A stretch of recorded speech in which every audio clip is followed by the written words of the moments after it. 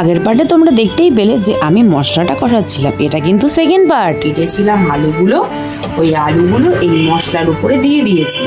এই মশলাটাও কষবে, আলুটাও সেদ্ধ হবে। এটা আমরা এবার ঢেকে দিলাম। এইটা ততক্ষণে সেদ্ধ হোক আর এইটা মশলাটাও কষুক। তো এটা মশলাটা কষে যাওয়ার পর তারপর দেখা হচ্ছে। তো বন্ধুরা, আমি 7 থেকে 8 মিনিট পর আবার চলে এসেছি রান্নাঘরে। তো এখনো দেখো গ্যাসটা মিডিয়াম ফ্লেমেই কিন্তু করা আছে। এবার এটা ওঠাবো, দেখবো মশলার আলু কি অবস্থা। এই ন্যাকড়াটা নিয়ে নিয়েছি, কারণ যত বহুত গরম হয় যে ন্যাকড়াটা নিয়ে নিয়েছি।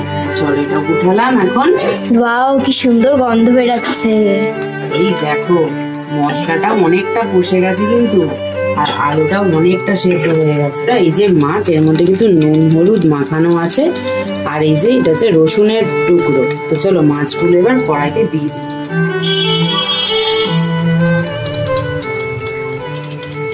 মাছগুলোর গায়ে এখন দিয়ে দিচ্ছি মশলা। নাড়াচাড়া হয়ে গেছে, এর মধ্যে দিয়ে দেবো এবার জল।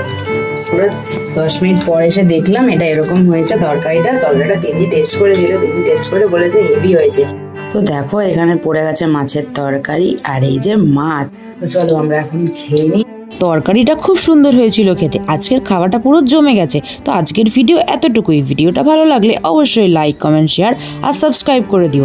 আজকের মিনি ব্লগটা এতটুকুই, দেখা হচ্ছে নেক্সট মিনি ব্লগ। ততক্ষণ টাটা।